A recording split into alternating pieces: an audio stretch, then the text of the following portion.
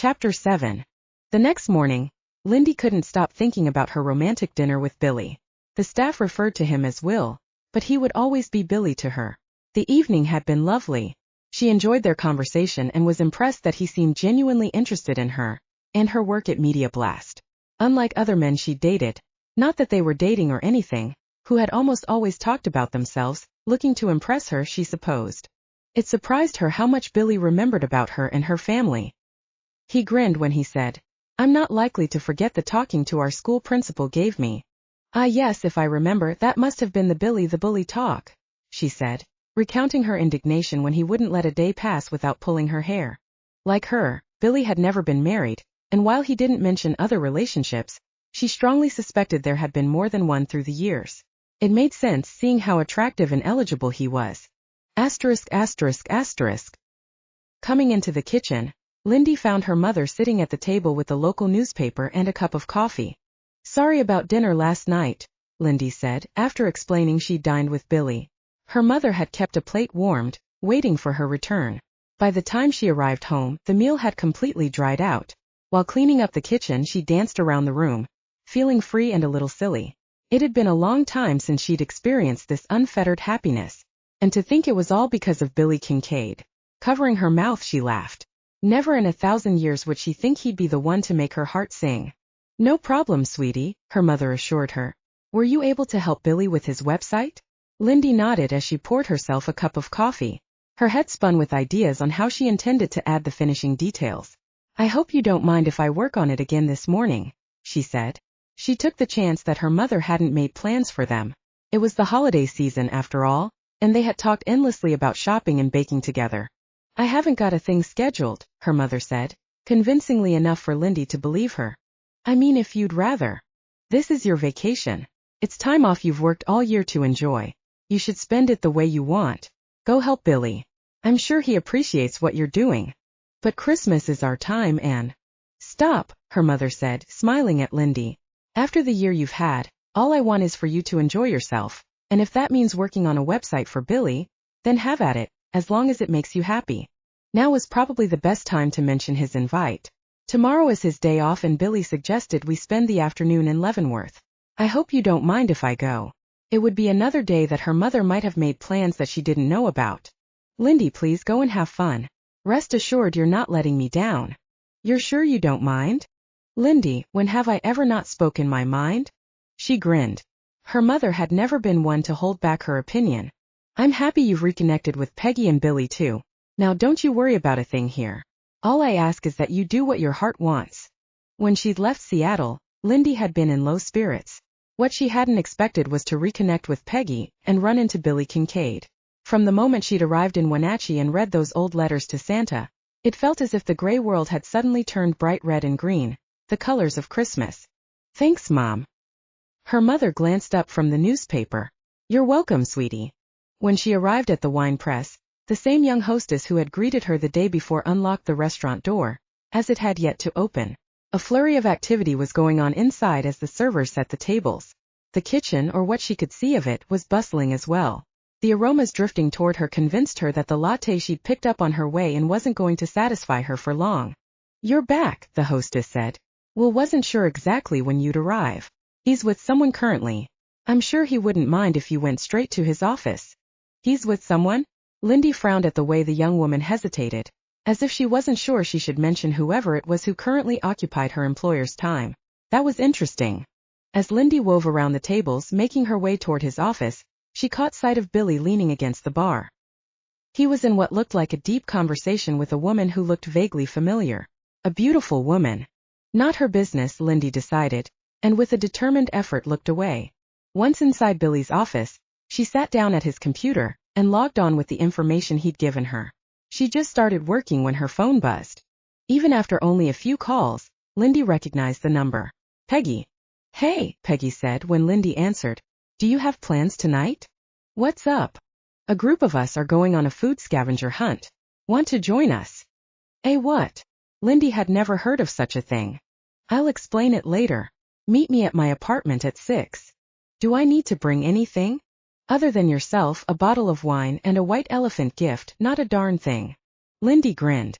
She had no idea what a food scavenger hunt was, but it sounded like fun, and she was up for that. I'll be there. See you then. Lindy disconnected just as Billy entered his office. Sorry to keep you waiting. I was talking with my sister. You remember Dee Dee, don't you? Lindy vaguely remembered her. They'd been in the same school. Dee Dee was a couple of years older than Billy. She was a bit older. I remember you had sister, but I don't think we ever spoke, she said, smiling up at him. I'm grateful to my sister. I faced some challenges when I decided to open the wine press. I couldn't have done it without Dee Dee and her husband, especially after. He let the rest drop. Lindy was about to ask him what he meant. Before she could, Billy asked, Were you able to clear tomorrow afternoon with your mom? He asked. We're good. Great. That smile of his was enough to light up a 1,000,000-kilowatt dam. It took an exaggerated moment before she found the wherewithal to look away. It surprised her how quickly she found him occupying her mind. She'd fallen asleep with thoughts of him, and he was the first thing she thought about when she woke, eager to spend time with him. *****.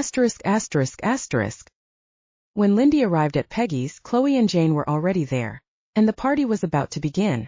Peggy was the one with the idea. It seemed as if both of the other women were as much in the dark as Lindy was. Lindy added her wrapped white elephant gift to the stack with the others and handed Peggy the bottle of white wine, one her father had recommended. Peggy had a sly grin, and Lindy had to wonder what her clever friend was up to now. Even when they were children, Peggy was the one who'd had the wild imagination. Lindy had followed gleefully along. Her childhood had been happy, and a lot of that delight had been the time she'd spent with Peggy. This latest adventure told her Peggy hadn't changed. She was fun, creative, and up for anything. Okay, is everyone ready? Peggy asked. She rubbed her palms together, as if she could hardly wait for this fun evening she had planned. As ready as I'll ever be, Lindy said, sharing a look with the other two women. Peggy passed out a folded sheet of paper to each one. Okay, read your clue. You have 30 minutes to solve the riddle, and then find and supply the course of the meal described to you.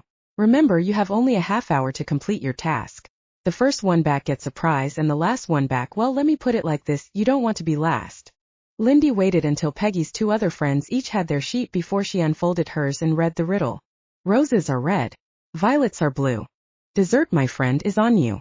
Make it sweet and easy to eat. Not Gouda. Not cheddar. This tastes so much better. It's a cake most don't bake. 30 minutes is all it should take. It wasn't hard for Lindy to figure out that Peggy was looking for her to deliver a cheesecake. She could only imagine what the others had been asked to contribute to the meal. What a fun and different idea. Leave it to Peggy.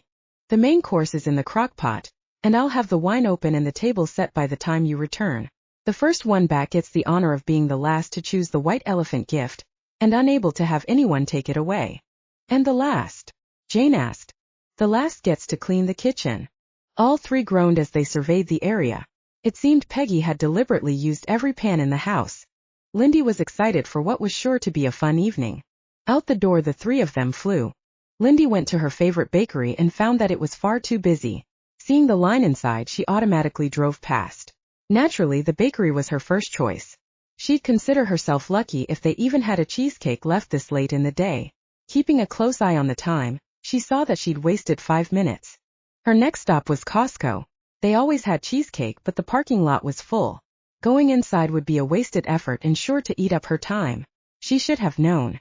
This was the holiday season. Shoppers took every opportunity available to stock up.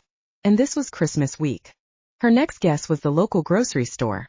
She parked, rushed into the bakery section, and discovered there wasn't a cheesecake to be found. Then she remembered the wine press had cheesecake on the dessert menu. As she exited the Safeway, she reached for her phone and called the restaurant. The same hostess from the morning answered. This is Lindy, would it be possible to speak to Billy? She asked, checking the time and fearing she was about to get the booby prize. It seemed to take forever before he was on the line. Lindy. I need 4 slices of cheesecake. Pronto. His hesitation was brief. Is there a cheesecake emergency I didn't hear about? It's a food scavenger hunt. Peggy's idea. If I don't have it within the next few minutes, I could be stuck washing a sink full of dishes. Can I buy the cheesecake from you? At this point she didn't care what it cost. All that was important was that she return with the dessert before Jane and Chloe. Of course. She looked at the time again. I have less than 12 minutes to get it back to Peggy's. Where are you now? He asked. She gave him her location. I'll meet you halfway. He gave her the name of the school, the very one they had attended as children. I'll meet you in the parking lot by the baseball field. You mean it's still there? As far as I know. Seems to me I drove past it recently. You'd leave the restaurant and rush me the cheesecake? She was giddy, knowing this was the only way she'd make it back to Peggy's within the allotted 30 minutes. On it. I'll be there as soon as I can manage. Lindy drove to Mission View Elementary, pulled over and parked. Sure enough, Billy didn't keep her waiting long. He pulled up alongside her car. Billy climbed out of his vehicle, and without realizing how close he was, Lindy opened her car door and slammed it into Billy, hitting him in the stomach. Billy gasped and bent over. Oh no. Billy, I'm so sorry. Are you hurt? She felt dreadful. Her hands flew to her mouth as she waited for him to straighten. He took in a shallow breath. I'm okay, he said between gritted teeth. You're not, she countered, fearing she'd unmanned him. He waved away her concern before he handed her the box with the cheesecake. How much do I owe you? It's on the house. But you did me a favor and I'm returning one. He still didn't sound like himself. You're hurt, she insisted. What can I do to help? Lindy, I'm fine. You caught me by surprise is all. You're hurt. I am not hurt. You better get going or you'll be washing dishes. Right. You're sure you're not in pain? He arched his brows, which she supposed was answer enough. Now go. Right. Still she hesitated, fearing he was just telling her he was unhurt when he really was in pain. She waited until he was in his car before she left. *****. Lindy arrived back at Peggy's apartment with 3 minutes to spare. It was funny because Jane arrived almost the same time but was a few steps ahead of her. She discovered Jane was responsible for the appetizer, Chinese egg rolls. Chloe came within a minute or two of Lindy. Chloe had been given the riddle for the salad, Waldorf, which made sense since it included apples, the primary crop of Chelan County. How the two had managed it within the limited amount of time was beyond Lindy, knowing her own difficulty in getting the cheesecake. Peggy greeted them in the kitchen. The table was set with Santa plates and napkins. With the food on the table, the fun began as they relayed their adventures over crisp white wine and laughter. Peggy's own contribution to the meal was taco soup, so it was truly an international meal. Waldorf salad? Chloe complained. Really, Peggy? Couldn't you have gone for one a bit less specific? Where in the name of heaven did you find that? Lindy asked. Peggy laughed. Her mother is famous for the salad. I figured it being this close to Christmas, she would have made it for the family. Yes, and I stole it, which means I might well be disowned. If I lose out on my inheritance because of you, Peggy, I'll never forgive you. Lindy told of her own madcap time to find the dessert. She described how Billy had helped and how she had shoved the car door into his midsection. I'm afraid I might really have hurt him. Being a guy, he would never admit it though. We should check on him later, Peggy suggested. Lindy agreed. Dinner was fun. They sat around Peggy's table and talked and laughed for hours. Lindy felt as if she'd known Peggy's two friends forever. They made her part of their fun group, willingly including her as a friend. Chloe had to get home to her husband and children, and Jane had to work early in the morning. Lindy was the last to get ready to leave. You still want to check up on Billy to see if he's okay? Peggy asked. I think I should. I'll go with you. They drove in separate cars. The parking lot wasn't nearly as full at the wine press, now that it was long past the dinner hour, although the lounge seemed to be doing a healthy business. Billy was behind the bar, talking up the wine with an engrossed audience. When he saw Lindy and Peggy, his face broke into an automatic grin. He motioned for them to join him at the bar. They were fortunate enough to find 2 empty stools next to each other and claim them. Breaking away from the small group he'd been chatting with, Billy approached Peggy and Lindy. He automatically placed napkins on the bar in front of them. What can I get you ladies? I came to see if you were injured, Lindy said. She'd worried about him all night. I'm fine, he said, garnering the attention of those sitting at the bar. You had a car door slammed into you. I'm fine, he said again. Lindy remained unconvinced. Are you positive? Shaking his head, Billy sighed loudly to the couples on either side of Peggy and Lindy. All together now, he said, raising his hand like a maestro with a baton ready to lead an orchestra. In unison, those at the bar said in one voice, He's fine. Chapter 8. Billy came to the house to pick Lindy up for the short 23-mile drive to Leavenworth. As a child, her parents had taken the family to this German village for their annual Oktoberfest, which was one of the largest in the country. The town's Christmas celebration was even bigger. People came from all over the world to this tiny burg during the holiday season. The city's festivities had become popular long before being highlighted on national television. What had always amazed Lindy was the story behind the city. Many years ago, Leavenworth had been in trouble. Recognizing they needed to do something to boost revenues before the small town, nestled in the foothills of the Cascade Mountains, became a ghost town, the city council decided to reinvent Leavenworth. They succeeded beyond what anyone could imagine. Lindy's mother greeted Billy at the front door while Lindy gathered her coat and purse. "My goodness, Billy," Ellen said, shaking her head as she looked at him. "You've grown so tall." "Mom, the last time you saw Billy he was 10. It's only natural he'd grow." "But to over 6 feet? Height runs in the family," Billy said, sharing an amused look with Lindy. "I think it's time we go," Lindy suggested, before her mother said something that would embarrass her or mention that infamous letter to Santa. Her mother appeared highly entertained by the two of them. "Off with you then. Have fun you two and don't worry about the time." "Yes, Mom." From the way her mother acted, one would think Lindy was still in high school and needed to be home before her curfew. To her surprise, Billy reached for her hand as they walked toward his car. Not that she objected.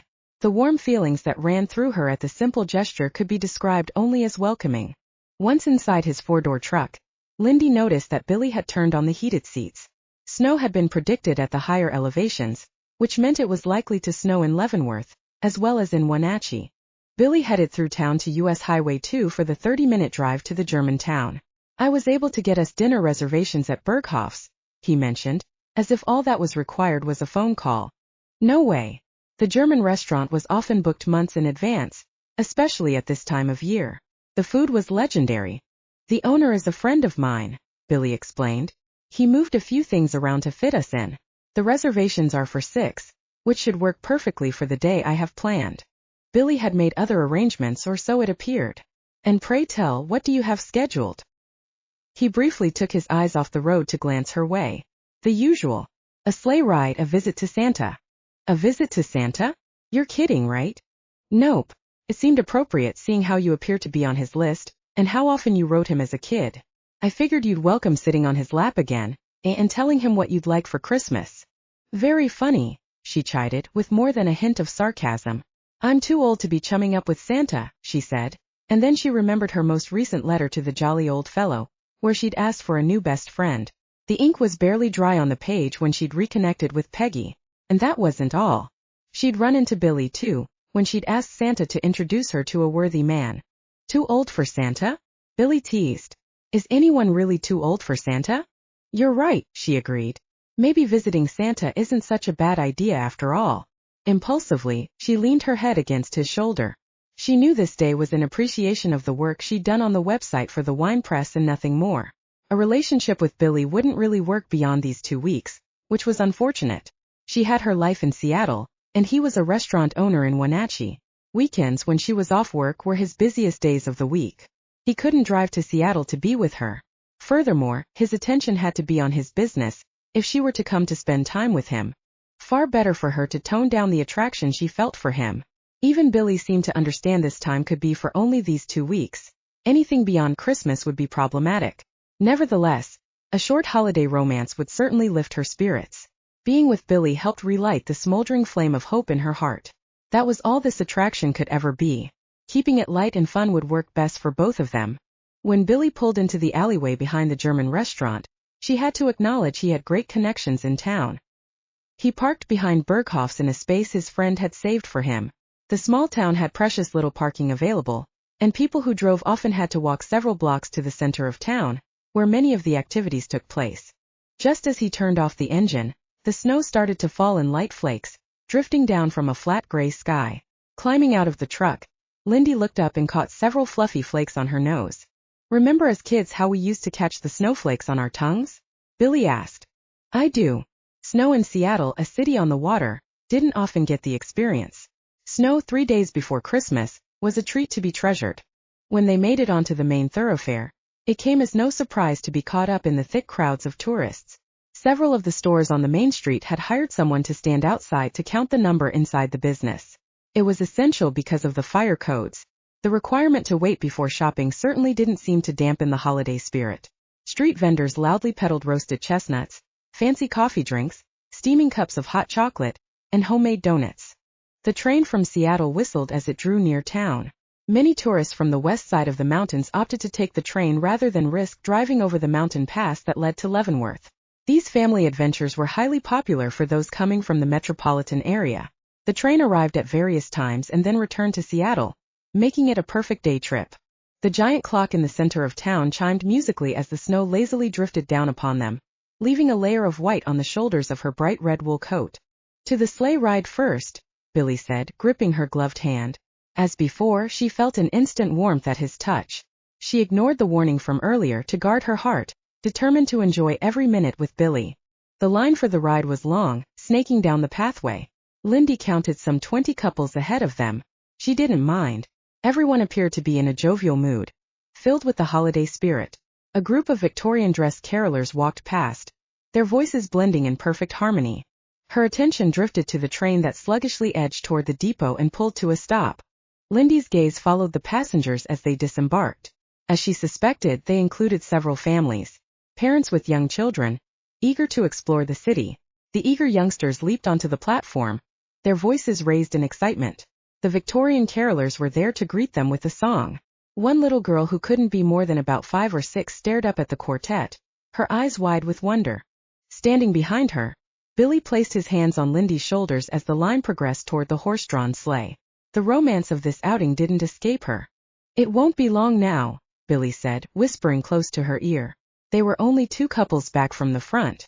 As she turned to smile at him, her gaze went naturally toward the train platform and the little girl. Then something past the child caught her attention. Lindy's eyes widened when she saw Brian and Celeste step off the train. No way. What were the chances that the 2 of them would arrive in Leavenworth at the same time she was there?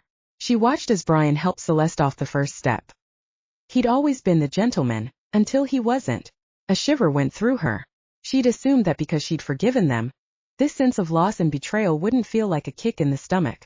She inhaled a deep breath and refused to let her thoughts wander down those rut-filled paths. "Are you cold?" Billy asked. He must have felt her stiffen.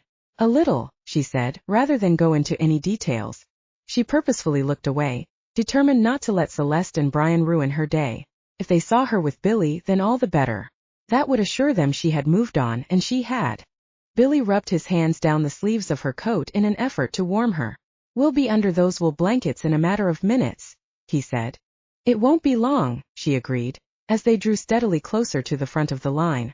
When their turn came, the young man who was the assistant motioned for Lindy to climb onto the sleigh. Billy had climbed aboard first and offered his hand, which she gladly accepted. As soon as she was seated, he pulled the heavy blankets over her lap and wrapped his arm around her. Warmth infused her, first from the blankets and second from her proximity to Billy. Not only was he attentive, but he was thoughtful too. The horse and driver took off down a well-worn snow-packed path into and through the thick woods. The horse's hoofs kicked up a light dusting of the freshly fallen snow. Christmas music swirled around them, and then gradually faded as they continued into the forestland. Their driver chatted amicably as he flicked the reins against the horses. "Your first time in town, folks?" he asked. Billy looked to Lindy to answer. "No. First sleigh ride, though. Good to have your sweetheart with you." "Very good," Billy answered, smiling at Lindy. Mesmerized by the glow in his eyes, she smiled back and snuggled closer. The wait, as Lindy suspected, was longer than the ride. Not that it mattered. The few minutes they were in the forest were magical. This was everything Christmas was meant to be. With Billy at her side, and his arm protectively around her. The fir trees that lined the path, their limbs burdened with the weight of the snow, created an iconic winter wonderland. Music from the carolers faded and then returned as they neared the starting point. As they made the final turn, Lindy noticed Brian and Celeste were in the line, but not close enough that they would easily see her and Billy. She would really rather not run into them. "You're chilly again," Billy said. As the sleigh drew closer to the drop-off point, she turned to look at Billy. "Would you do something for me?" "Sure. What do you need?" "Would you kiss me?" His smile was huge and he didn't hesitate for even a moment. Capturing her face, his hands covering her ears, he slowly lowered his mouth to hers. Lindy wasn't sure what she'd expected when she'd made the request. One thing was certain, it wasn't the intense emotions that quickly laid claim to her. At first Billy's lips were cold, which only made sense, seeing as they'd been riding through below freezing temperatures. His mouth warmed quickly as he deepened the kiss. Heat spread through her as she opened to him, raising her arms to rest her hands on his shoulders. She quickly became involved in the kiss, slanting her head to one side. She was lost in the wonder of the moment, the magic of it, the sensation of being in his arms, as if this was where she had always belonged. When they broke apart, all they seemed capable of doing was staring at each other, as if they were both shocked by the intensity of the kiss. Lindy could hear the people clapping and a few shouts and cheers directed toward them long before the sleigh came to a stop. For a moment, she didn't hear the young man urging them to climb off the sleigh. As he had earlier, Billy went first and then helped her down. As soon as her feet were on the ground, she couldn't resist looking toward the line. She could only hope Celeste and Brian had witnessed a kiss that was far and away better than any she'd ever experienced. A smile tickled her mouth as she looped her arm around Billy's elbow. Lindy. Celeste called her name, and when Lindy turned, she could see that she regretted it. Her once best friend lowered her head as if she was embarrassed. Celeste, she said, and then nodded to Brian. The sleigh ride is probably the most romantic thing I've done in ages. You'll enjoy it. Have a fun day. When neither seemed inclined to continue the conversation, Lindy and Billy left. They hadn't gone far when Billy paused and turned to face Lindy. You want to tell me what that was about? She toyed with playing dumb and recognized that wouldn't work.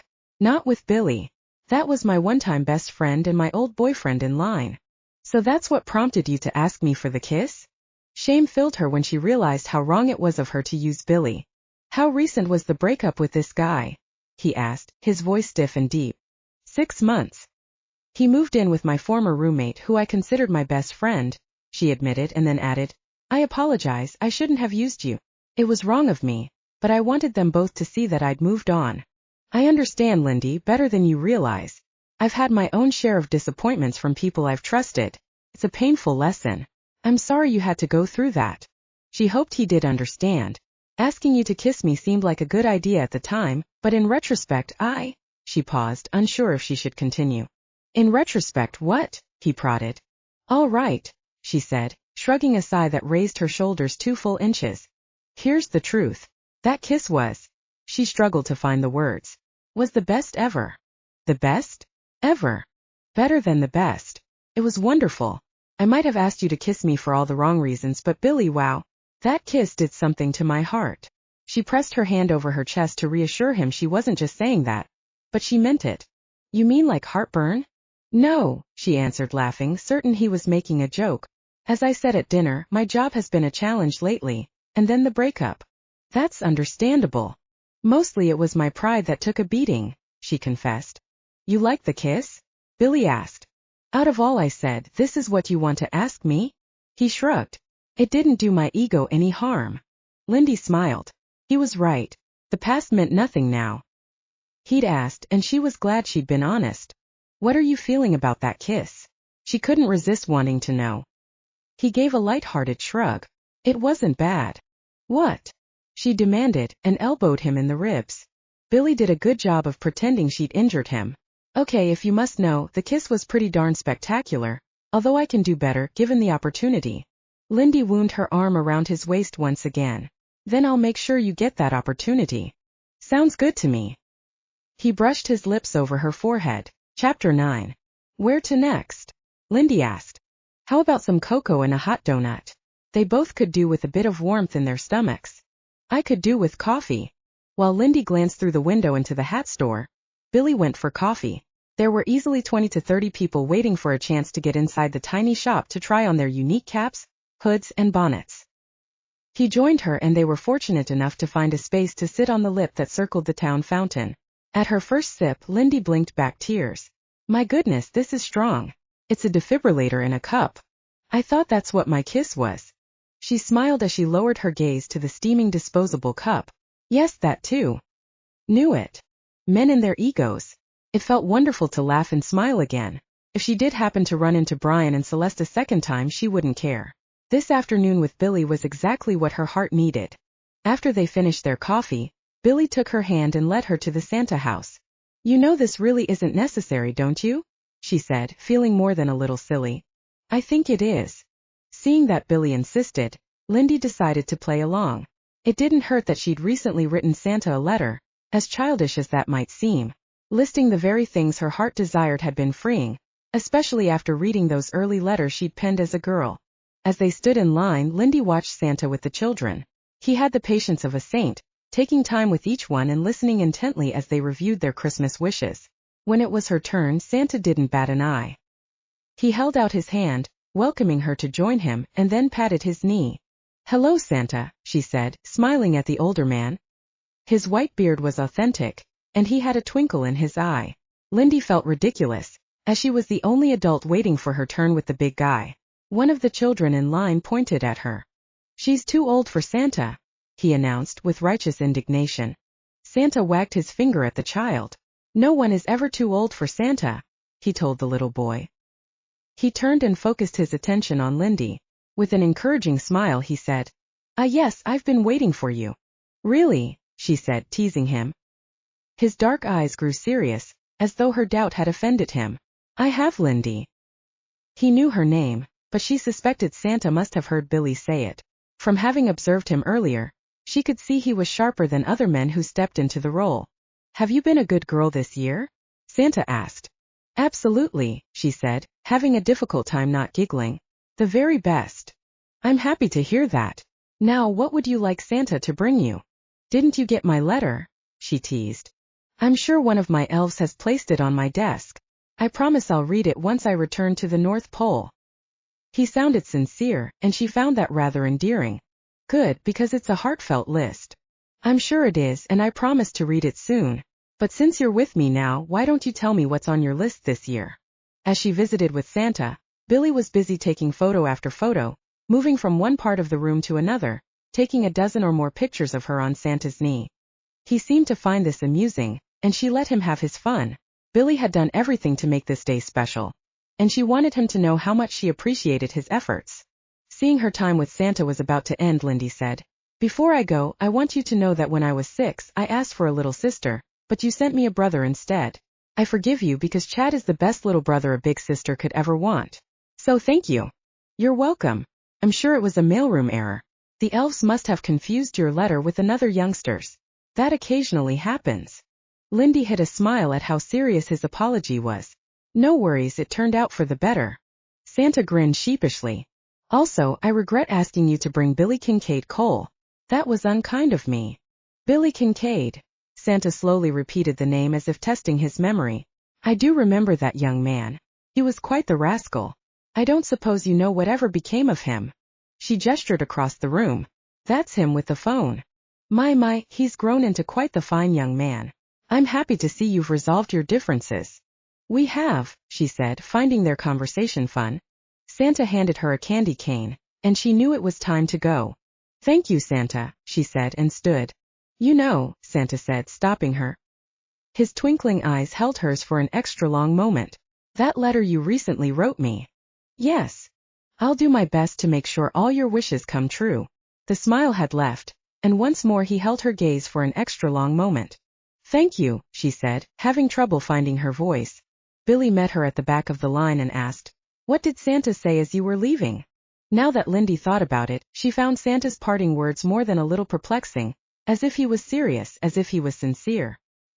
"He said what he does to everyone, I suppose, that he'd work on my Christmas wishes."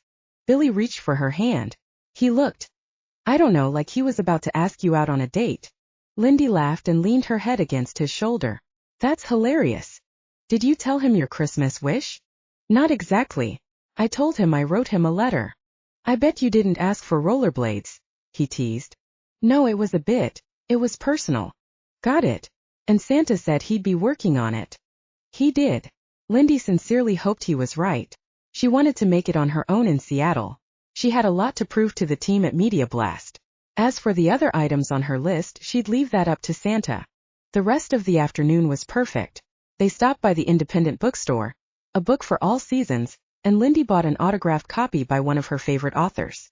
Their next stop was the cheese store, and Billy picked up brie from France to contribute to his sister's Christmas dinner. "Will you spend Christmas with Dee Dee?" She assumed the restaurant would be closed on Christmas Day. "That's the plan for now." "For now?" He made it sound as if there might be a change in his plans. It made her wonder if he'd made other arrangements with another woman. A tinge of curiosity niggled in her mind until she reminded herself it shouldn't matter. She would be returning to Seattle after the first of the year. This time together was a pleasant interlude and one her self-esteem badly needed, but they were both fully aware her time in Wenatchee was limited. As they strolled along the way, the crowd swirled around them. The noise, laughter, and music, all part of the enchantment. There was no shortage of interesting shops to visit, and before long it was time for their dinner reservation at Berghoff's. They walked to the restaurant, hand in hand to keep them from being separated in the mingling crowd. Whatever the reason, Lindy enjoyed being linked to him. The line into the restaurant progressed along, and soon they were at the check-in. The hostess collected their coats and led them across the room.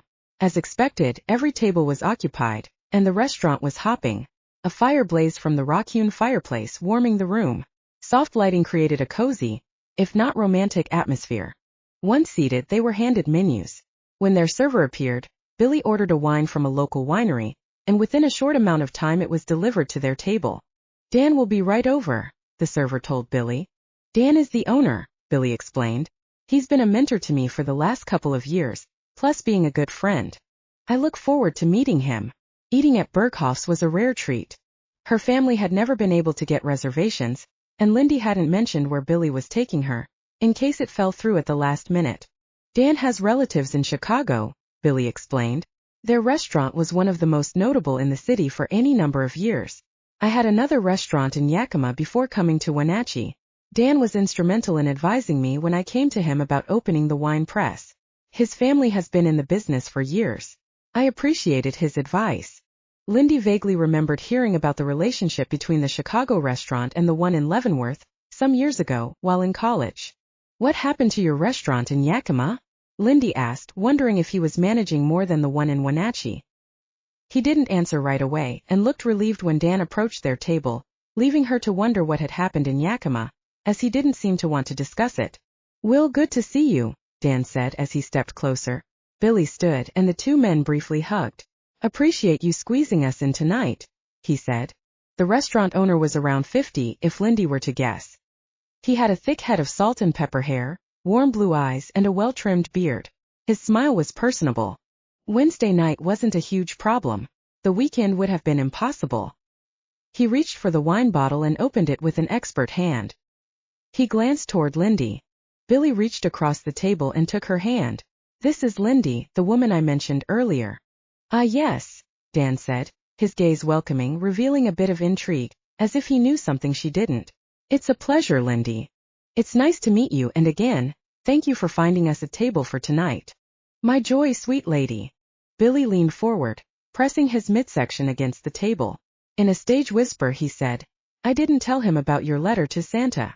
"What's this about a letter?" Dan pried. "What would you recommend off the menu?" Lindy asked, gently kicking Billy under the table. "Ouch!" he cried, pretending she'd mortally wounded him. "It's nothing," he told his friend, and then added in another stage whisper, "I'll tell you later." Dan laughed and turned his attention to Lindy. "I highly recommend the rouladen and the spatzel with purple cabbage. It's one of our signature dishes. You can't go wrong." "I've heard of spatzel, but not rouladen."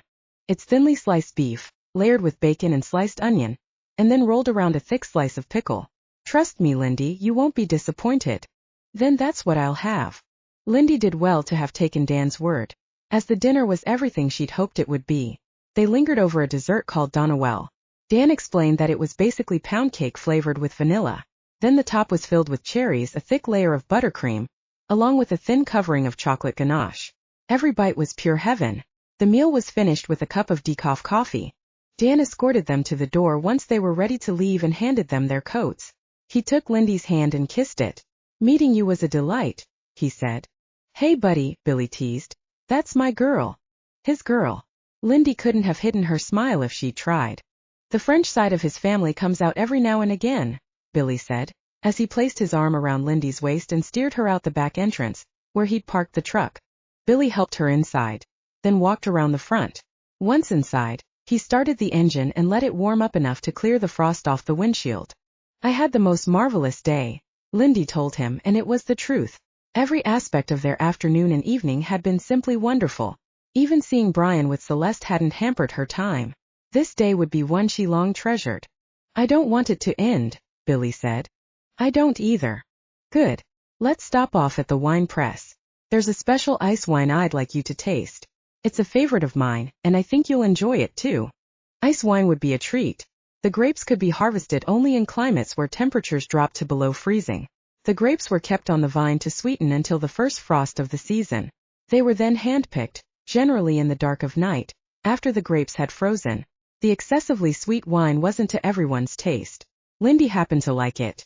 The bottles were narrow and thin, and often expensive due to the labor costs. I'd like that, she said.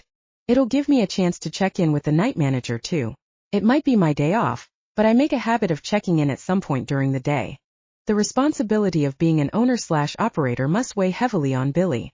It told her he didn't likely have time for a relationship, not with him working 6 days a week. Even on his day off he ran interference. The restaurant was constantly on his mind, as it should be. Billy understood this could be only a holiday romance. She was of the same mind. Even though it was after 8, the restaurant was busy. Every seat at the bar was taken. Billy secured a table and left Lindy while he went to check in with the manager. When he returned, he had the bottle of ice wine and 2 special glasses that resembled miniature wine glasses. He sat next to her and poured them each a small amount. A little goes a long way with ice wine, he said. Again, the wine was one from Washington State. Only northern climates had the necessary temperatures cold enough to produce ice wine. The Toronto area has some wonderful ice wines as well, he said, as he gently clinked his glass against hers. What shall we toast? Lindy asked. How about we toast to Santa? Lindy laughed. To Santa, she said, and raised the glass to her lips. The wine was extra sweet and cold. It tasted a bit like honey and came to life in her mouth. She smiled to herself, thinking this was like a cavity in a glass. Do you like it? Billy asked. It's wonderful.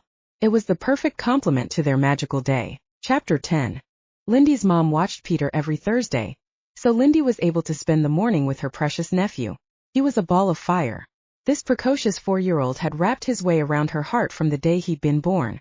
Chad's wife worked at a small arts and crafts store owned by her parents. Now that Ashley was pregnant, she worked part-time, helping her parents out 2 days a week. Because Lindy's mother had them for dinner on Thursday nights, that was the day she also kept Peter. After a long day on her feet, Ashley appreciated not needing to rush home and prepare dinner. Lindy's mother was thoughtful that way. For this evening, her mother had a Mississippi pot roast simmering in the crock pot, which Lindy knew was one of Chad's favorites. After spending the morning entertaining Peter with Beau's help, Lindy got Peter down for his nap. He resisted until she promised him a sledding trip in the park after Christmas. Once she was sure he was asleep, she slipped away to meet Peggy for lunch. Following their food scavenger hunt, when Peggy learned Lindy would be spending Wednesday afternoon with Billy, she'd insisted they meet so she could hear all the details. Lindy had stopped by Peggy's office earlier and solved a minor back-end website problem. Peggy used that excuse to pay for Lindy's lunch, but Lindy knew it was more to drill her about her day with Billy. Lindy had agreed, mainly because any time spent with Peggy was sure to be fun. Lindy parked and noticed that her friend had already arrived and was seated in a booth by the window in the 50s-style diner, known as the Big Apple Diner. Even knowing she was about to undergo an inquisition, Lindy was happy to see Peggy. She slid into the booth. Hey girl, she said as she reached for the menu, which was tucked behind the old-style jukebox. Hey yourself, Peggy greeted. So, don't keep me in suspense, how was your date with Billy the Kid? Can I look at the menu first? Lindy teased. No. I've only got an hour. I've already ordered for us. I want details. What did you order? Cobb salads for us both. Now spill. She cocked her head to one side and grinned shrewdly, as if seeing Lindy's smile told her everything she needed to know. What? Lindy asked as a saucy grin spread over Peggy's beautiful face. She shrugged. You don't need to say a word. I can see everything was super just by your look. You're full of it. Lindy immediately lowered her gaze, afraid of what her friend saw in her. I know what I know. You can deny all you want. Tell me everything and don't leave out the juicy details. Peggy was relentless. Peggy. Did he? Lindy wagged her index finger. I'm not one to kiss and tell. Ah, so there was kissing. Peggy jiggled her eyebrows suggestively. All right. I'll admit it was a fabulously fun day. The truth was that afternoon and evening with Billy had been the best time Lindy could remember in a very long while. When are the two of you getting together next? Her nosy friend wasn't going to drop this until she got the details she wanted. He did ask you out again, didn't he? No, he didn't. Lindy neglected to mention how busy the Christmas holidays were for the restaurant. Companies had booked office parties, and every available table was reserved until Christmas and into the week that followed. It went without Billy needing to explain, although he had, that he couldn't take time off until after Christmas, other than a few odd hours here and there. But he'd encouraged Lindy to stop by any time. Peggy looked insulted. You mean to tell me Billy wined and dined you and let it go at that? Yes. You're putting more into this than warranted. Billy was thanking me for my help is all. No way was she mentioning the kiss they'd shared on the sleigh ride or the ones after he drove her home. That was private. Because Peggy insisted, Lindy caved and filled her in on her day with Billy, the sleigh ride, and especially the dinner. Other than the kiss, she left out running into Celeste and Brian. She might have said something if Peggy hadn't been so full of questions. Lindy had barely answered one and her friend fired off another, wanting in on every small detail. When she'd finished, Peggy said with that same I knew better than think look, you like Billy. Don't bother to deny it. Really? Yes, really. It's obvious he feels the same way about you. Anyone with half a brain can see the two of you have chemistry. She raised both hands and made explosion signs. You mean like Romeo and Juliet? She teased. Bogey and Bacall? You think I'm joking. I saw the way you two looked at each other the other night. It's sweet and makes me wish there was a man in my life. She heaved a sigh loud enough to make Lindy laugh out loud. The server delivered their salads. After all the indulgences of the day before, Lindy ate sparingly. Peggy was both tall and thin, and seemed not to worry about calories. Lindy envied her friend's ability to eat any, and everything and still maintain her trim figure. You showed me your pictures from high school. How is it you weigh the same now as you did then? Lindy asked. Peggy shrugged. Good genes. Well, I have skinny jeans and they won't fit if I continue to eat like I did yesterday. She mentioned the dessert she'd had after the German dinner and how decadent it was. That sounds delicious. It was. Peggy's gaze narrowed. You're changing the subject. Not on purpose. I had a great time with Billy, but that's as far as it goes. Remember, I'm in town only until after New Year's, and then I need to return to Seattle. Billy knows that too. Whatever this is can last these 2 weeks and no longer. Do you have to go back to Seattle? Peggy pushed out her bottom lip in a pout with the question. The question caught Lindy up short. She hadn't given moving back to Wenatchee a thought. To her surprise, she was immediately drawn to the idea. Reconnecting with Peggy and Billy too held a lot of appeal. As quickly as the thought came, reality set in. If her proposal was accepted, there was no way she could leave Media Blast, not after the hours and effort that had gone into the project. It's a good thought, she said. But my life is in Seattle. I'm 6 months into a year lease on my apartment. I can't up and move now, even if I wanted. Besides, I have a great job. Didn't you tell me how underappreciated you are? That was true. Still, Lindy was determined to prove herself, and she hoped this latest proposal would do it. I've been thinking, Peggy said, growing serious. I looked at what you did for Billy's website and Lindy, it's fabulous. Have you ever thought about doing freelance work? She hadn't and shook her head. I know several businesses that would like to have updated websites. You'd fill a real need. I can't do that, Peggy, not when I work for Media Blast. Then don't work for them. Move back to Wenatchee and go out on your own. Without a doubt you'd be a success. That would be a Jack-in-the-Beanstalk giant leap of faith, and not one Lindy was willing to take. I don't have the connections to do that. But I do. I can help, I have lots of connections, Peggy told her, as if what she suggested was a small thing. Lindy would be risking everything. Lindy shook her head. Sorry. Maybe sometime down the road. Peggy reluctantly accepted her decision. Once her lunch hour was over, Peggy returned to the office, and Lindy picked up a few items her mother had asked her to collect for dinner. She was walking into the house when her phone dinged. It was a text from Billy. Found your glove in the truck. You home? Yes. See you in a few. This was an unexpected surprise. She'd missed the red glove when she'd left to meet Peggy.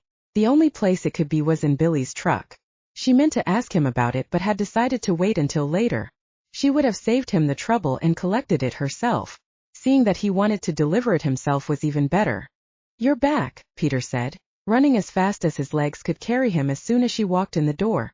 Bo barked his greeting and raced alongside Peter. Whenever she returned, Bo acted like she'd been gone forever, and he'd been anxiously waiting for her to come home so she would pet him. Setting aside her purse and the grocery bag, Lindy hauled her nephew into her arms. Did you have a good nap? Peter nodded enthusiastically. You wore him out this morning, her mother said from the kitchen. Billy's on his way over, she said as she headed into her bedroom. Peter and Bo tagged behind her. Who's Billy? Peter asked. A friend. Does he like playing in the snow? Lindy shrugged. I don't know, you'll have to ask him yourself. Okay. Wanting to make sure she looked her best for Billy, Lindy touched up her makeup and ran a flat iron through her hair. She was applying lip gloss when the doorbell chimed. She let her mother and Peter answer the door. Right away she heard Peter asking Billy if he would go sledding with them for fun in the snow. Lindy rolled her eyes. Oh dear. She hadn't meant for that to happen. She'd explain it to Billy later. Inhaling a deep breath, Lindy centered herself. It would be far and away too easy to let her heart get ahead of her brain when it came to Billy. She couldn't let that happen. This was a temporary situation. A Christmas romance, and it would end when she left Wenatchee. Billy had a business to run. She wasn't going to encourage anything beyond the 2 weeks she was in town. By the time she appeared, her mother had brought Billy into the kitchen. He sat at the kitchen table. Her mother had poured him coffee and was gathering cookies for a plate. Peter was munching on a cookie as he sat on the family room floor watching Paw Patrol, his favorite cartoon series. Ever attentive, Bo was at his side. Ah, here's Lindy. Hey, she said, a little self-conscious. She wasn't sure why, other than the fact that her mother was in the room. Hey, he returned. Their eyes locked, and it felt as if they'd been apart years instead of a few hours. Her heart seemed to roar inside her chest, as if looking to make a break for it. I have your glove, he said, and the way he said the words made it sound as if he held her heart in the palm of his hand. Lindy was afraid he just might, and that was dangerous for a wide variety of reasons. She remembered removing her glove when they kissed inside his truck. The need to bury her fingers in the hair at the base of his neck had been too much to resist. She'd torn off her gloves and stuffed them into her coat pocket. Apparently, only one of them had made it inside. The look they shared assured her that Billy remembered exactly when she'd removed it as keenly as she did. There must be a lull at the restaurant, she said, making a determined effort to break eye contact. He nodded. Her mother delivered the cookies to the table, and then returned to whatever it was she was doing. Whatever you're cooking, Mrs. Carmichael, smells delicious. Chad and Ashley are coming for dinner, Lindy explained. Mississippi pot roast is my brother's favorite. Never heard of it. It's made with pepperoncinis, Ellen explained, as she set the lid back on the crock pot. Never thought of them having anything to do with Mississippi, Billy said. Lindy had to agree. She didn't know how the dish got its name. Come to think of it, me neither. Billy, why don't you join us for dinner? Her mother offered, turning to face them. We'd love to have you. Billy looked to Lindy, as if seeking her reaction. Could you get away? Lindy hoped it was possible. The last thing she wanted was to put pressure on him, knowing how busy the restaurant would be this evening. We'll eat around 6, her mother added. Billy reached for Lindy's hand and gave it a quick squeeze. I could get away for an hour, I suppose. I've been there since 8 this morning. I could use a break. Lindy hadn't dared to hope he would take the time away, and squeezed his hand back. That's great. And then because she didn't want him to feel an obligation on her behalf, she added, Are you sure? Positive. The restaurant has taken over my life. I need to make time for myself now and again, he said, and added in a whisper so low she wasn't sure she heard correctly. Time for us. What about Christmas? She asked, feeling brave. I know you said you were spending it with your sister, but do you think you might be able to stop by here? I'd like that. That'd be great. She couldn't hide the joy she felt knowing she would spend part of the day with him. I don't suppose you know anyone willing to play Santa? Her mother asked, lowering her voice so Peter wouldn't hear. I do, Billy said. This is the first year Peter's into Santa. I'd love it if Santa could stop by the house at some point on Christmas Day. I know it's a lot to ask of a stranger, but I'd be willing to pay whatever was reasonable. I doubt he'd take the money. I know for a fact he'd refuse. Who is it? Ellen asked. Billy's smile was huge. You're looking at him. I have a Santa suit and play Santa for Dee Dee's kids. I got the suit last year and have already made an appearance for an office party at the restaurant. Billy Kincaid, Lindy said with laughter in her voice. You are a man of many talents. What other hidden qualities do you have? His gaze sparkled and he lowered his voice and said, So many. I'll be happy to show you them all one day. Lindy laughed. I'll look forward to that. His phone dinged, and he removed it from his pocket inside when he read the message. I need to get back to the restaurant. I'll walk you to the door, Lindy offered. Her mother pretended to be busy in the kitchen, and Lindy let her. Billy held her hand, and once they were in the other room, he gathered her in his arms. I can't stop thinking about you, Lindy. When I found your glove, I was excited because it gave me the perfect excuse to see you again. You don't need an excuse, Billy. His intense gaze held hers. I have the strongest urge to kiss you. Lindy briefly closed her eyes, remembering their ardent kisses from the night before. And I have the strongest urge to let you. Billy brought his mouth to hers in a gentle kiss that Lindy felt all the way to the bottom of her feet. Her arms circled his middle as she leaned up on her tiptoes, holding herself against him. He tasted like ginger from the cookie he'd eaten earlier. She'd never enjoyed the taste more. When they broke apart, he continued to hold her, his forehead against the top of her head. Tell me I'm not alone in this feeling, Lindy. I need to hear you say it. You aren't alone. She heard his sigh of what must be relief. Even though she'd repeatedly told herself this was a holiday romance, it felt like it was more, and that was dangerous. Dangerous for her and dangerous for Billy too. When her vacation time was up, she would return to Seattle. She needed to remind Billy of that. Not Chapter 11. When Chad and Ashley arrived, Peter hurried to his parents to tell them about his day. He didn't fail to mention that Lindy had promised to take him to play in the snow after Christmas. You're a brave woman, her brother told her. I want Billy to come too, Peter added. Chad's brows lifted in question. Peter invited him, she said. Although she hoped he would be able to join them, it all depended on his schedule. With Chad, Ashley and Peter there, the house was filled with excited chatter about their day and plans for Christmas. Taking hold of Lindy's hand, Peter brought her over to the nativity her mother had set up on the table by the tree. He stood with wide eyes in front of the figures displayed there. I don't know why the baby Jesus had to sleep in the hay. Because there was no room for his mom and dad at the inn, Lindy explained. Was it cold in the barn? He asked. I'm sure it was warm for him and his mom and dad. Good. That appeared to appease Peter. Aunt Lindy, Peter said, holding on to her hand, did you know Santa is coming to our house? Did you write him a letter to tell him what you wanted for Christmas? She asked, enjoying the way he looked up at her, his sweet, innocent face filled with the excitement of the holidays. I don't write good yet, but I can write my name. I saw that and was impressed. You're growing up so fast. I like school. Lindy knew Peter attended a preschool 3 days a week, and was amazed with all he was learning. It seemed every week her young nephew blew her away with some new accomplishment. Did you have fun with the paper chain set I mailed you? She asked. Lindy, that was the best, Ashley told her, joining them. 6 months into the pregnancy, she was starting to show a little more every day. It had been the same with Peter. Ashley didn't begin to look pregnant until the end of her 7th month.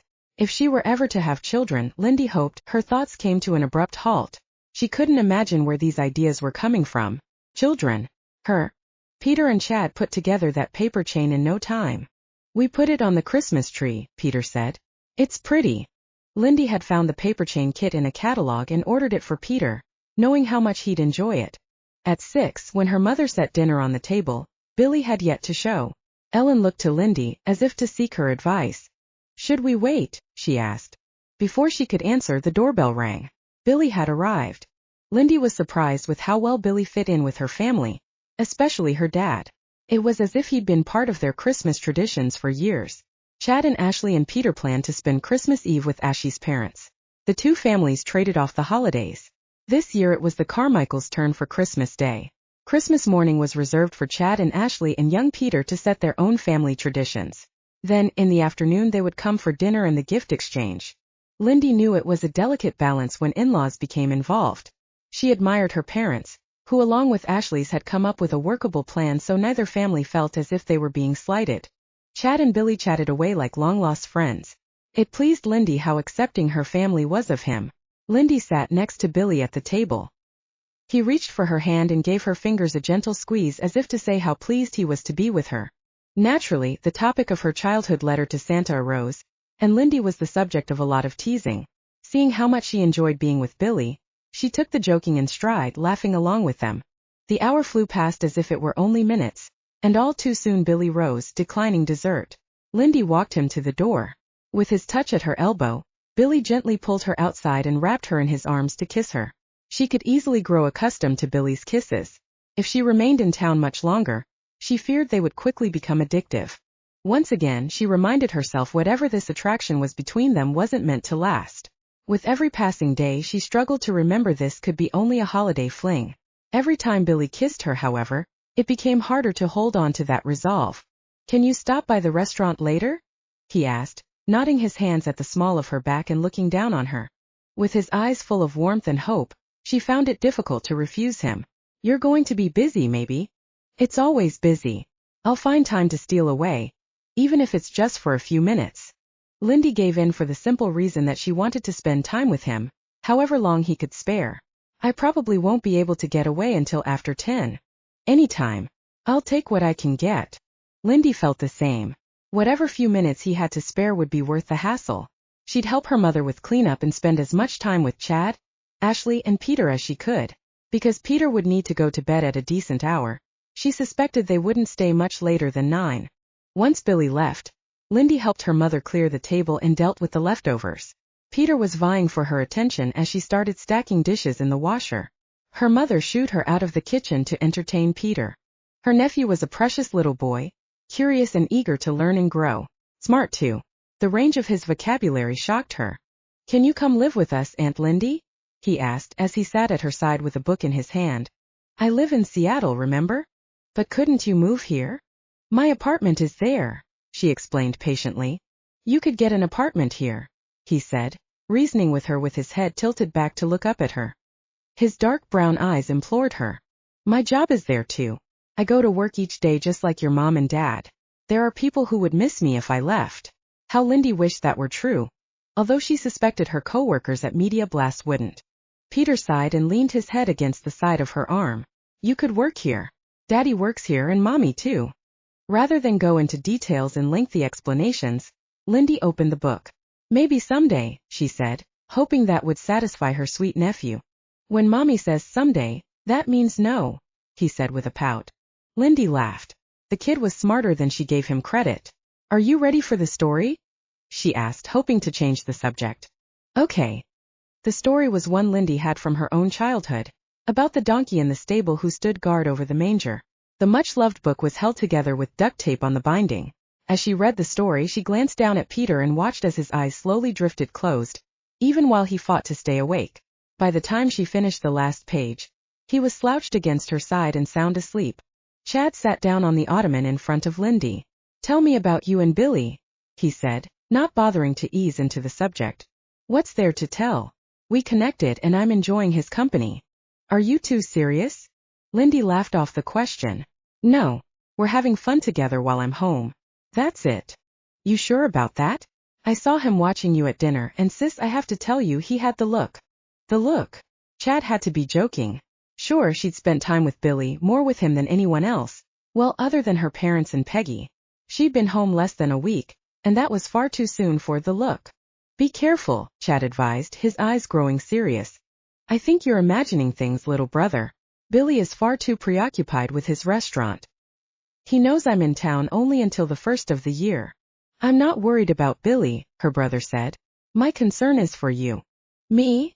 she asked with a slight laugh, finding his observation just short of hilarious. "Yes, you. I saw how Billy looked at you, but I also noticed the way you looked at him, and it was telling. I know how upset you were over Brian and Celeste. I never said anything, but I was never keen on Brian. I figured in time he'd show his true colors, and he did. I will say this though, I like Billy. I don't think you'd be wrong to consider a more permanent relationship with him." Her brother's words gave Lindy pause. Perhaps he was right and she was setting herself up for more heartache. She assumed she'd learned her lesson. This thing with Billy had started out as what? She couldn't be sure. It went all the way back to her letter to Santa all those years ago. Something powerful had happened the day they'd spent in Leavenworth. The sleigh ride, sitting on Santa's lap, the kisses. Oh yes, those kisses. "Hey," Chad said, interrupting her musings. "I didn't upset you, did I?" "No, you gave me something to think about. The thing is, I have no intention of getting seriously involved with Billy. It wouldn't work, for all the reasons I've already mentioned." "That's too bad, because the two of you are good together." Ashley came to stand beside Chad, with one hand rubbing the slight mound of her tummy. "It's time we head out," she said. "I hate to go, but Peter needs his sleep, and for that matter so do I. We've got 2 busy days ahead of us." Chad stood and gently lifted his son from the chair. Ashley, careful not to wake the sleeping boy, placed his arms in his winter coat. Lindy's parents helped usher them out the door, while confirming the time they planned to arrive on Christmas Day. Her mother had spent the afternoon cooking, and yawned as she returned to the house. "Sit down, Mom," Lindy urged. "Relax. Let me get you a cup of peppermint tea." "Thank you, sweetie." Ellen didn't argue as she sat in her favorite chair in the family room and reached for her knitting.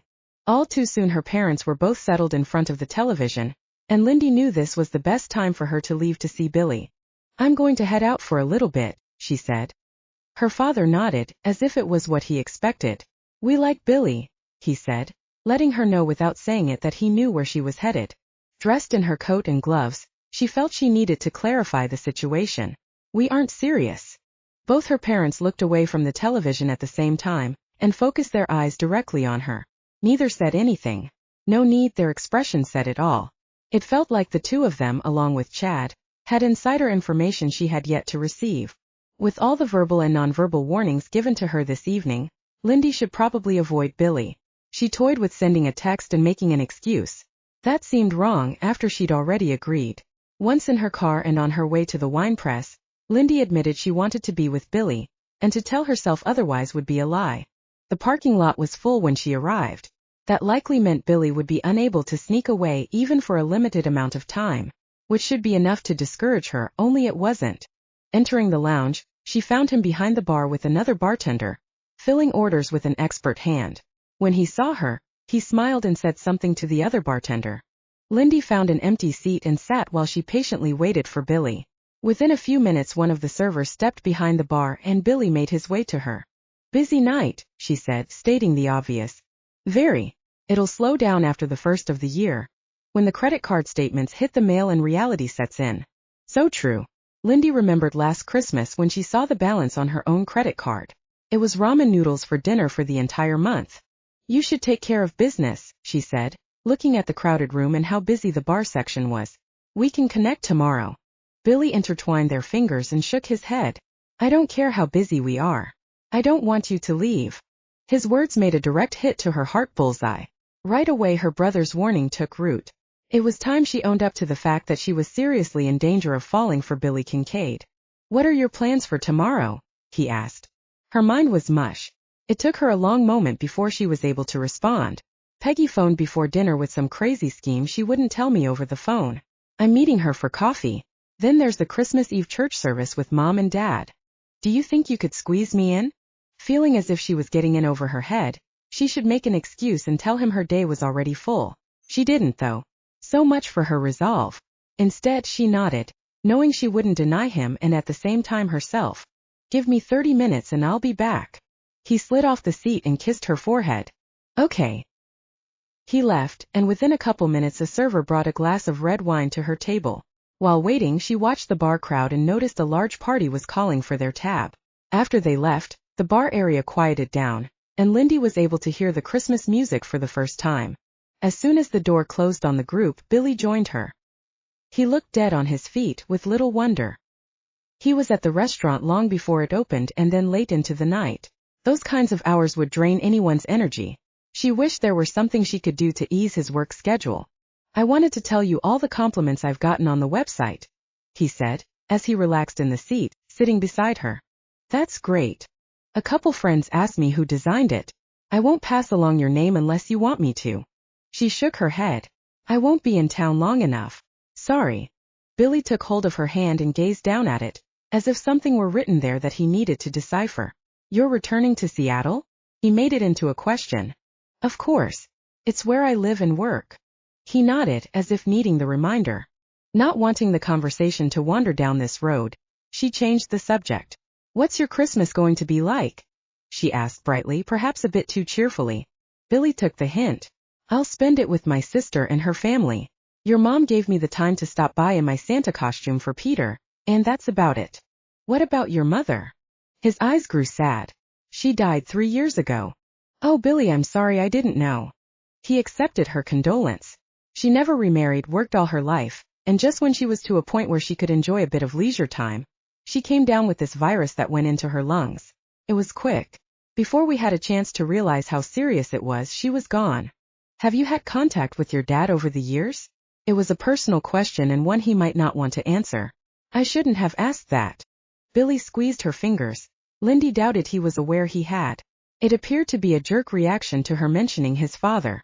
Dad remarried after he left us that Christmas and started a new family. It was like he wanted to start over. Mom, Dee and I were part of a past he wiped from his memory. It was as if we no longer existed.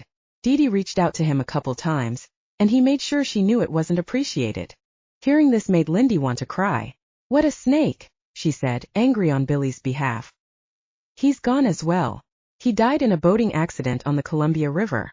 Another boat slammed into his and his boat sank. His body was recovered several days later. Mom heard about it on the news and told Dee and me. Lindy had little sympathy for the man who had wreaked havoc in young Billy's life. The thing is, Billy said, still looking down at her hand, which was swallowed up in his much larger one, he did us a favor by leaving. It didn't seem that way at the time. It felt as if our entire world imploded. We moved in with my grandparents for a while, and then later into a tiny apartment while Mom worked 2 jobs. Both Dee and I had to grow up fast. We learned the value of hard work, and a deep appreciation for what we had. We lived in terror of him and his dark moods when he was home. The truth is, we were better off without him. Lindy agreed and was forever grateful for the love and strong relationship her parents shared. This same tenderness and concern were what she hoped to find in her own life partner. Lindy noticed that the bar was as busy as it had been earlier. Billy needed to get back to work. I'm headed home. What time should I stop by tomorrow? She asked. Anytime. I'll be around all day. You aren't closing for Christmas Eve?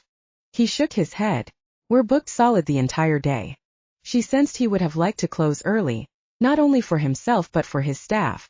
Turning away business would be difficult, especially when he was still getting his feet under him financially. I'll walk you to your car. Billy, it's okay. You're busy. Not too busy to see you safely to your car, he insisted. When they started outside, Lindy noticed a light snowfall. I do so love it when it snows this close to Christmas, she said, looking up at the sky and the flakes slowly drifting down to cover the landscape. Billy opened her car door for her, and after she was safely tucked inside, he leaned down and kissed her. Sleep well. You too, she whispered. Billy stood in the parking lot, snow gently swirling around him as she eased onto the street to drive back to her parents' house. As she pulled into the driveway of the family home, her phone rang.